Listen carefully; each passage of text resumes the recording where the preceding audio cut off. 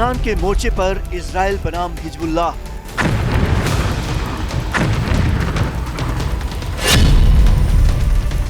Iran के proxy से Israel का वॉर पलटवार।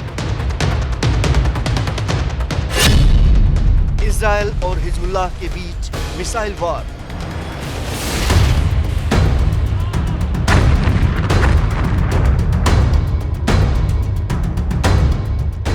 ईरान के साथ जंग फिलहाल एक ब्रेक पर है, लेकिन लेबनान का मोर्चा फिर धधक उठा है। इजराइल और हिजबुल्लाह के बीच मिसाइलों का वार पलटवार तेज हो गया है।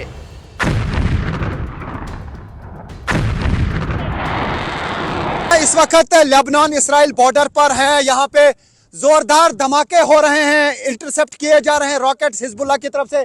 लगातार रॉकेट्स जो हैं यहाँ दागे जा रहे हैं। जोरदार धमाके इर्द गिर्द, जोरदार धमाके यहाँ पे इर्द गिर्द हो रहे हैं, क्योंकि हिजबुल्लाह की तरफ से लगातार अटैक किया जा रहा है इस एरिया में। उत्तरी इजराइल में लगातार सायरन बज रहे हैं, लोग शेल्टर्स में जाने को मजबूर हैं। वहीं जवाबी कार्रवाई में इजरायली सेना लेबनान के सरहदी इलाकों पर एयर स्ट्राइक कर रही है। ये टकराव अब सिर्फ सीमा तक सीमित नहीं, बल्कि बड़े क्षेत्रीय संघर्ष का हिस्सा बन चुका है, जहां हर हमला एक बड़ा संदेश देता है। हालात ऐसे हैं कि एक छोटी सी चिंगारी भी इस मोर्चे को पूरी तरह भड़का सकती है। तो ये आप देख सकते हैं, लगातार जो है यहाँ पे हमले हो रहे हैं। जिस स्पॉट पे हम हैं यहाँ पे लगातार हमले हो रहे हैं। हालांकि सीज फायर अनाउंस किया गया है और हमने देखा कि इंटरसेप्ट करने की कोशिश की गई आसमान में उन रॉकेट्स को जो हिजबुल्लाह की तरफ से दागे जा रहे हैं, और लगातार इस एरिया में अटैक्स का सिलसिला जारी है। हिजबुल्लाह के नए चीफ नईम कासिम के मारे जाने के बाद हालात और भी तनावपूर्ण हो गए हैं। टकराव और भड़क उठा है। यही वजह है कि जवाबी हमलों में भी तेजी आ चुकी है। लेकिन सवाल उठता है कि एक बार फिर लेबनान क्यों जंग की सुर्खियों में आ गया। दरअसल लेबनान की सबसे बड़ी अहमियत उसका भूगोल है। ये छोटा सा देश सीधे इजराइल की उत्तरी सीमा से लगा है, जहां से हमला करना और जवाब देना दोनों आसान हो जाता है। इसके दक्षिणी इलाके खास तौर पर बॉर्डर के पास लंबे समय से संघर्ष का केंद्र रहे हैं। यहां से दागे गए रॉकेट सीधे उत्तरी इजराइल के शहरों तक पहुंचते हैं।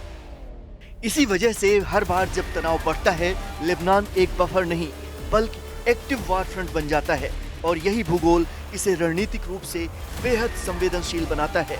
लेबनान की अहमियत सिर्फ उसकी जमीन नहीं, बल्कि वहां मौजूद ताकतों से भी तय होती है। हिजबुल्लाह एक ऐसा हथियारबंद संगठन है जो इजराइल के खिलाफ सबसे बड़ा मोर्चा खोलता है।